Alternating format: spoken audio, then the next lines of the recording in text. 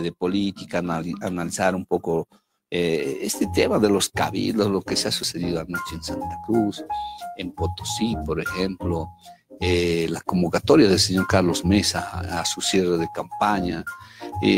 Para hablar de todo esto ya está con nosotros Gabriel Villalba.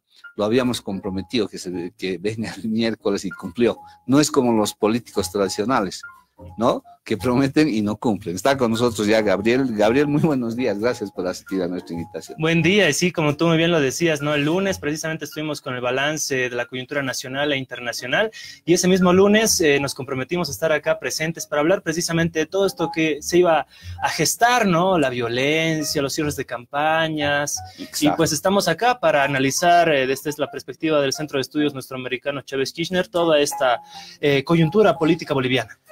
Gabriel, ayer se ha llevado a cabo, bueno, hoy hay un último cabildo en Tarija, ¿no? Sí. Ayer se ha llevado a cabo el cabildo en Potosí, pero al mismo tiempo se ha llevado a cabo el cierre de campaña del Movimiento al Socialismo en Santa Cruz. Sí. Uno con un resultado, podemos llamarlo así, muy pasivo, muy pacífico, el de Potosí, porque no ocurrió absolutamente nada. Pero en Santa Cruz, en el cierre de campaña, al finalizar ya el cierre de campaña, se han ocasionado ya disturbios, enfrentamientos entre la policía y la Unión Juvenil Cruceñista. Sí. ¿Cómo analizamos aquello? Partiendo de Potosí, recordaremos que la anterior semana, casi al culminar la semana entre jueves y viernes, se suscitaron hechos violentos cuando el presidente Evo Morales fue a visitar, reunirse con la militancia de allá del Movimiento al Socialismo en Potosí, y otros grupos adscritos a Comcipo suscitaron hechos violentos, agresiones, ¿no?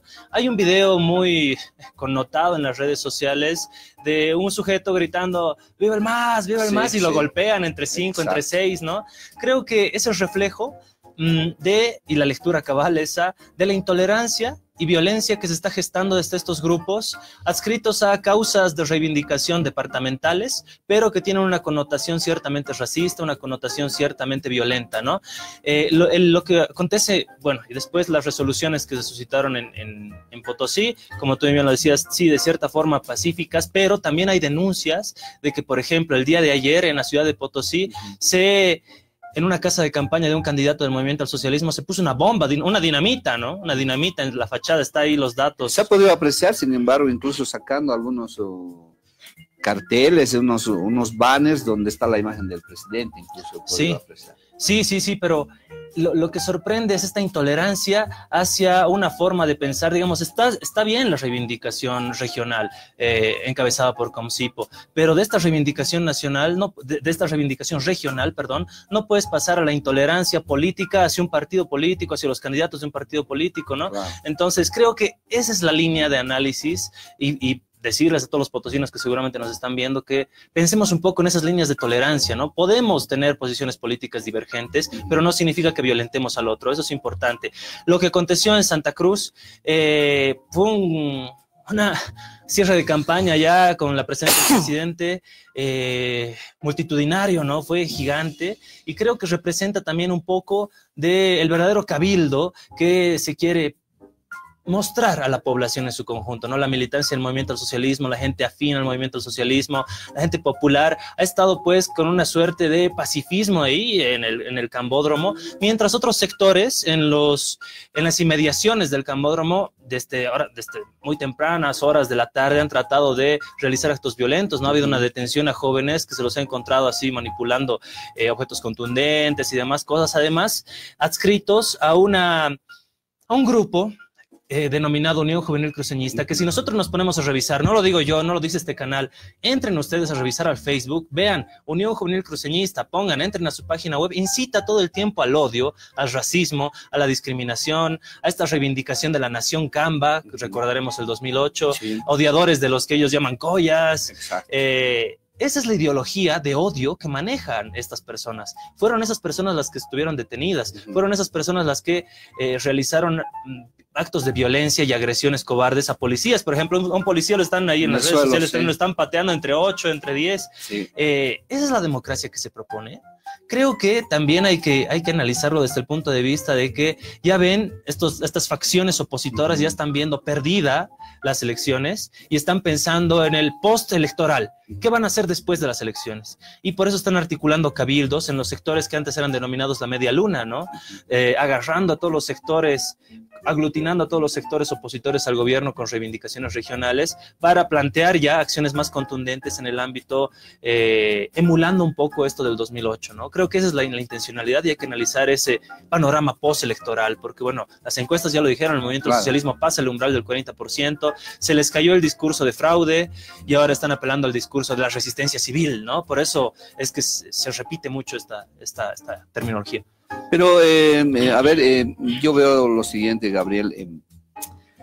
Siempre se han dicho, o por lo menos se ha escuchado, que toda concentración que ha convocado el movimiento al socialismo era llena de empleados públicos. Sí. Era gente, si bien trabajadores de todo el sector público, en todo el territorio nacional, y creo que ayer no se ha podido realizar aquello. Porque ayer era un día de trabajo particular, que se trabaja, no se puede ausentar de su fuente de trabajo, y llama la atención la cantidad de gente que ha asistido a este cierre de campaña. Sí. Es como que un poco ir en contra de lo que ha dicho el Comité Cívico Cruceñista en su cabildo, porque ellos dijeron que han congregado la mayor cantidad de gente y que esa gente solamente ha ido por voluntad propia y demás cosas. Yendo un poquito a revisar, a hacer un análisis de esto que me llama mucho la atención. Sí. Ayer he visto cualquier cantidad de gente en Santa Cruz. Mira, se han tenido que transportar más de 70,000 personas que corresponden a los funcionarios públicos para validar esta tesis que te presenta el Comité Cívico Pro Santa Cruz, ¿no? De que estaba lleno de gente, de funcionarios públicos. Son 70,000 aproximadamente funcionarios públicos. Y el cierre de campaña en La Paz se va a desarrollar el día de hoy en el movimiento del socialismo. Entonces, imagínate, 70,000 funcionarios públicos se han tenido que trasladar a Santa Cruz y después de Santa Cruz volver para estar en La Paz y después para los cierres de campaña de los otros departamentos. Yo creo que no. Sus tesis se caen por su propio peso y por su propia situación ilógica de quienes lo plantean. Pues entonces creo que cabe resaltar que es nomás y sigue siendo el movimiento al socialismo, el proyecto del movimiento al socialismo, un proyecto que aglutina los sectores nacional populares de los diferentes departamentos, ¿no? Es fundamental resaltar esto porque al final es una cuestión de clase, más o menos lo que ha pasado acá en el Cabildo Paceño. Si recordamos el Cabildo Paceño, se han suscitado por parte de facciones de la gente que ha estado en ese cabildo, porque han sido muchas facciones, han sido gente del CHI, gente de Ortiz, gente de Comunidad Ciudadana, gente de la Alcaldía de Solvó, gente del Colegio Médico de La Paz, gente de la UMSA, de Waldo Albarracín, de la UMSA también, de Waldo Albarracín. Entonces, han creado el mito de que toda la gente que estaba en el Cabildo Paceño estaba apoyando a Carlos Mesa. Ese mito se ha instaurado por unos cuantos días y se ha deconstruido, se ha desmitificado el día de ayer, cuando Carlos Mesa realiza su cierre de campaña y convoca a la cantidad de gente que ha convocado en San Francisco, que no ha sido igual a la proporción multitudinaria de la gente que ha estado en el Cabildo Paceño. Entonces, no toda la gente había estado apoyando a Carlos Mesa, ¿no? Eso es clave resaltarlo. Y bueno, lo que quería decir, en el Cabildo Paceño también ha habido actos de violencia de ciertas facciones, no todas, porque no hay que generalizarlos, contra este payasito Mimo Guayaque, ¿no? Que llena la mitad del cabildo que ha llenado Carlos Mesa, por ejemplo, ¿no? Con el público que lo ve. Creo que esas situaciones de violencia demuestran también cierta connotación de clase, ¿no? Tú estás violentando no a un Mimo Guayaque que viste de aguayo, estás violentando a toda esa clase insurgente que antes estaba invisibilizada en el país, que ahora tiene posiciones de poder, que tiene posiciones de empoderamiento hasta cultural, y te molesta eso, ¿no? Esas clases pudientes que siempre han tenido el poder político y económico, que se estrellan contra las clases populares, obreras, campesinas, representadas por el aguayo, digamos, que surgen, que están en igualdad de condiciones, y eso les molesta, ¿no? Al final siempre es una disputa de clase. Entonces creo que siempre hay que analizarlo desde esa perspectiva, y lo que ha pasado, los cabildos, las jornadas violentas en Santa Cruz, y recordaremos lo que ha pasado también en Cochabamba, ¿no? Que han armado un atrio para el cabildo cochabambino y han hecho sacar del cabildo cochabambino un símbolo patrio, como es la huipala, Sí, sí. ¿no? Entonces, ¿qué está pasando? Es una lucha contra el simbolismo, no es el simbolismo del MAS, es el simbolismo de toda la clase popular, campesina, obrera, ¿no? Creo que entenderlo desde esa perspectiva nos abre el panorama. No se está entendiendo bien en realidad de aquello, ¿no es cierto? Claro. Estamos, o la gente que está en estos disturbios, en estas situaciones, está pensando que le está haciendo daño en realidad directamente al movimiento, al socialismo. Sí. Y yo decía hace un momento, no nos estamos poniendo a pensar de que el daño no solamente va a la bandera, a las personas, sino que internacionalmente nos ven con esa cara de que Bolivia es un país conflictivo, o por lo menos se está tratando de hacer ver aquello, me imagino, tú lo analizas así, de que en el exterior nos vean como un país conflictivo, convulsionado, donde no existe democracia, donde la dictadura está primando actualmente. ¿Ese será el propósito de la oposición, por ejemplo? Yo creo que sí, porque si analizamos las intervenciones de Manfred Reyes Villa, desde el exilio, porque no viene a enfrentar sus cargos acá a Bolivia, de Sánchez Berzaín, de Gonzalo Sánchez de Lozada, si analizamos también las adhesiones de Jorge Tuto Quiroga, de Doria Medina, a este proyecto denominado Comunidad Ciudadana, te plantean una suerte de desconocimiento de las elecciones, ampliando ya el panorama, un escenario postelectoral. O sea, ellos dicen, nosotros vamos a perder en las elecciones, estamos seguros, pero es el fraude. Y bueno, como no ha pegado la estrategia comunicacional del fraude, están apelando a la convulsión social, están apelando al conflicto social, ¿no? Están diciendo, bueno, a partir de que gane Evo Morales, tenemos que empezar a desconocerlo desde el ámbito internacional, con estas tres figuras que te mencioné de forma precedente, y desde lo interno, articulando estos sectores de reivindicaciones regionales, ¿no? Creo que están apuntando a ello precisamente para generar este panorama, este escenario de convulsión social, que no hay que permitirlo, y también la gente que ejerce la democracia tiene que estar consciente de ello, ¿no? Y pues tenemos que informarnos de forma adecuada, tenemos que ver cuál es la intencionalidad en realidad de estos actores políticos opositores, y también estudiar al Tribunal Supremo Electoral, porque el Tribunal Supremo Electoral tiene una legitimidad no por ellos mismos, sino porque 6 organismos internacionales, entre ellos la OEA, la Unión Europea, la Embajada Británica y muchos otros organismos internacionales, los han avalado en su certificación como un órgano competente y legitimando el carácter legal y legítimo de las elecciones de este fin de semana, ¿no? Entonces, eso también es importante. Si decidimos creer a la comunidad internacional que está legitimando estas elecciones, o decidimos creer a estos actores que son prófugos de la justicia boliviana. Claro. Y además, acotando un poco a aquello, esta mañana ya el delegado de la misión observadora de la OEA ya está acá, ya ha hecho sus declaraciones y han dicho que van a participar de estas elecciones de manera de observadores, ¿no? Sí. Delegados que han llegado para estar en los 9 departamentos, y además 3 de ellos van a estar, uno en Brasil, uno en Argentina y otro en Estados Unidos. Sí.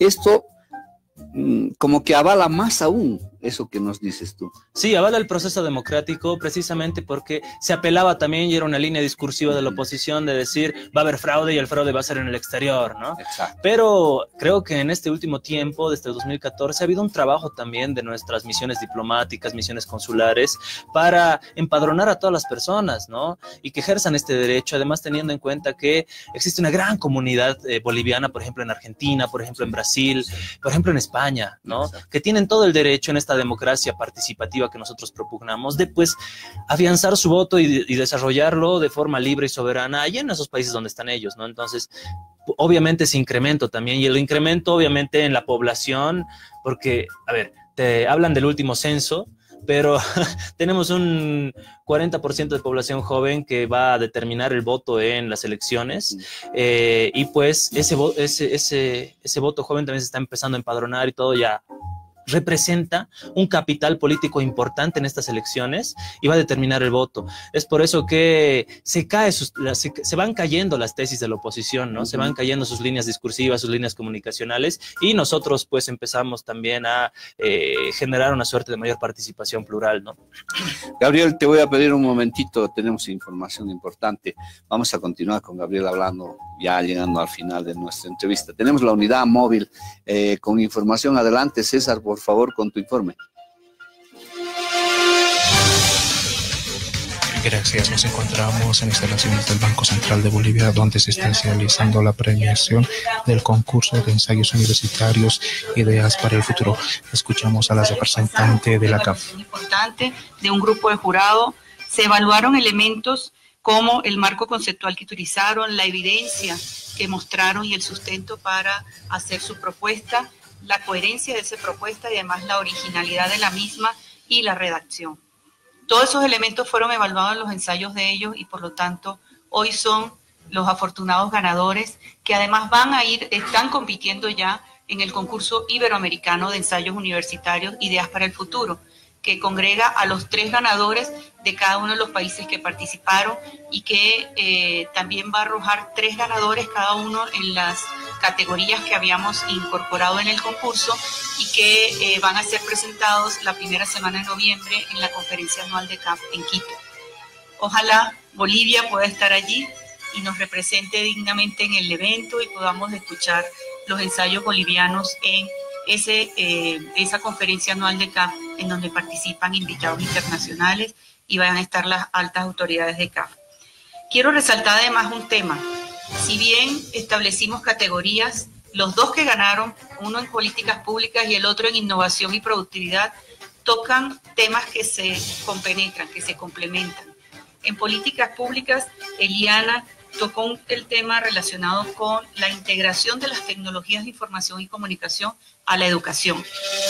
Factor fundamental para que nuestros países puedan dar el salto al desarrollo.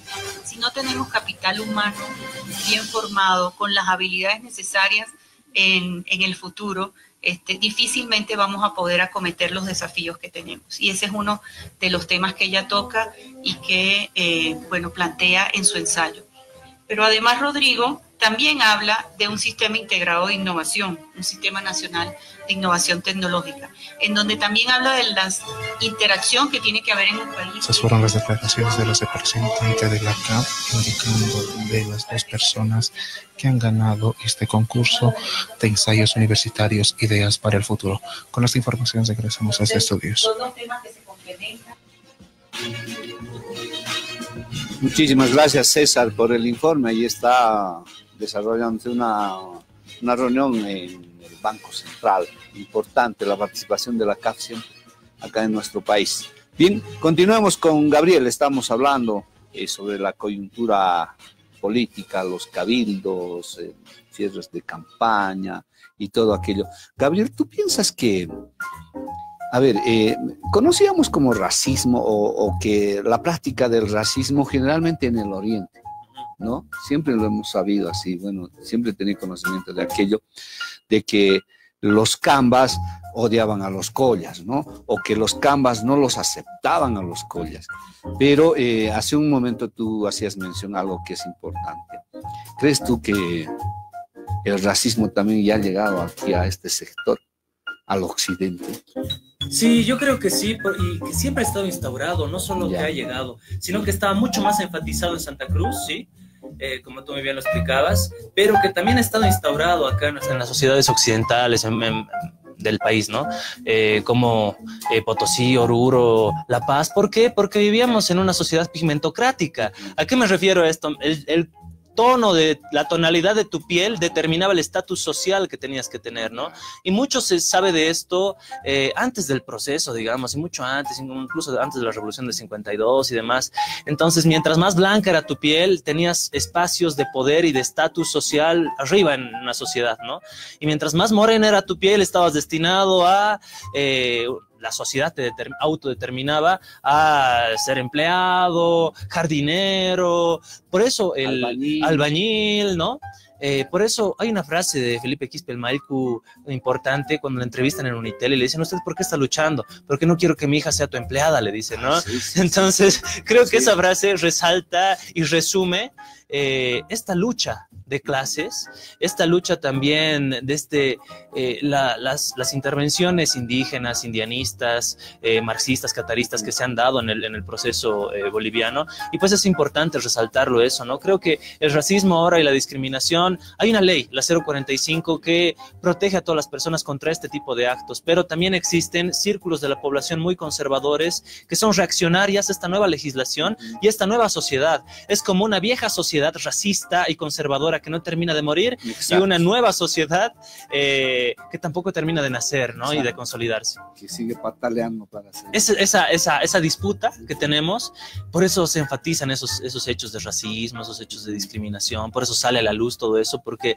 son dos formas de pensar una sociedad, dos formas de pensar un país, una conservadora y una progresista, si quieres, que están en disputa, en tensión, ¿no? Por eso pasa lo que pasa, pues. Exacto, bien lo decías y perfectamente explicado en realidad o analizado este tema del racismo y la coyuntura actual que vivimos. Ya para finalizar, Gabriel, en Ecuador se ha suscitado ese tema del estado de sitio, la convulsión y demás cosas. Los cabildos han determinado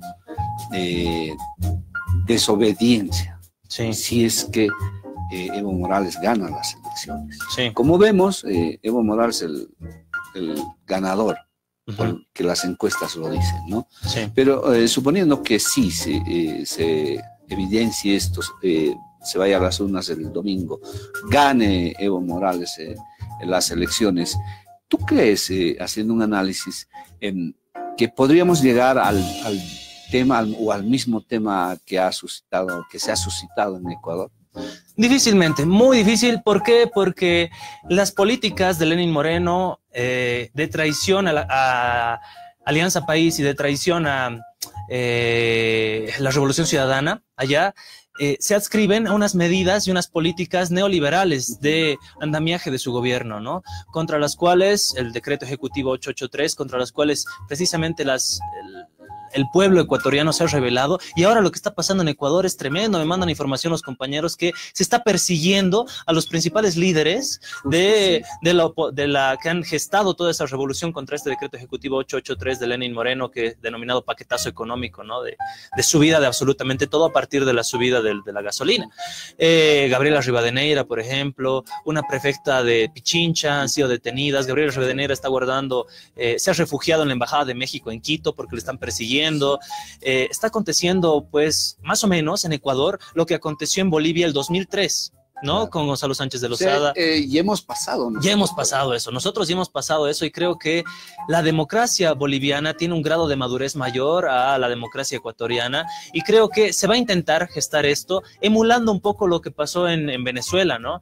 En Venezuela, las guarimbas y todo eso. Creo que bajo un mismo libreto, la oposición boliviana está intentando gestar esto, pero la madurez política del pueblo boliviano, que también estimo le va a dar el triunfo al presidente Evo Morales según las encuestas en esta elección, también va a saber defender este proceso democrático, y creo que estos focos violentos, focos de racismo, se van a ir apagando, van a ser muy tenues. Esperemos que así sea, por el bien de la democracia de Bolivia, y también por el bien de todos nosotros, ¿no? Creo que hemos vivido en un proceso de estabilidad económica y política, y tenemos que seguir manteniendo ese proceso de estabilidad económica y política. A lo que apuntan ellos es a la inestabilidad, al caos. ¿Queremos eso los bolivianos? Yo creo que no. Hay que mantener, tú lo decías ya, Gabriel, y además que ha costado mucho llegar a esta época, a esta era donde, tú lo decías también, ya tenemos conciencia de lo que es la democracia. Hemos pasado por tantas situaciones. Ecuador recién lo está pasando, es cierto, nosotros ya hemos pasado. Entonces, ¿para qué retornar hacia atrás, ¿no? Más bien seguir construyendo y seguir yendo hacia adelante. Gabriel, te agradezco el que hayas podido cumplir tu promesa. En primer lugar, No, pues como... de estar aquí con si no, no me hubiera comprometido. Para estar, y le decía a Gabriela hace un principio, o hace un momento, perdón, le decía, Gabriela ha cumplido, no es como los viejos políticos que prometen y no cumplen. Pero ahí está, prometió. Muchísimas gracias, Gabriel, por haber asistido a nosotros, y nuestros encuentros seguramente será post elección ya. Sí, sí, como todos los lunes, seguramente nos volveremos a encontrar el próximo lunes acá, y pues contento de compartir contigo y siempre compartiendo acá en Darle la Vuelta a la Moneda. Bien, ahí está, estuvo con nosotros Gabriel, hablándonos un poquito del tema de los cabildos. Es preciso analizar, orientar a ustedes, amigos televidentes, de qué manera se van suscitando los hechos, las cosas. Y a veces, y lo digo todos los días casi, como ovejitas de un rebaño, le hacemos caso a algo y seguimos a eso, y no nos tomamos la molestia de ver un poquito la historia. Y Gabriel lo decía hace un momento, agarrar el Facebook en el celular y preguntar, decir qué ha pasado, qué ha sucedido, es cierto, no es cierto, y eso creo que nos falta. Y el deber de nosotros también es informarle a usted, y por ello es que traemos invitados para que nos expliquen un poco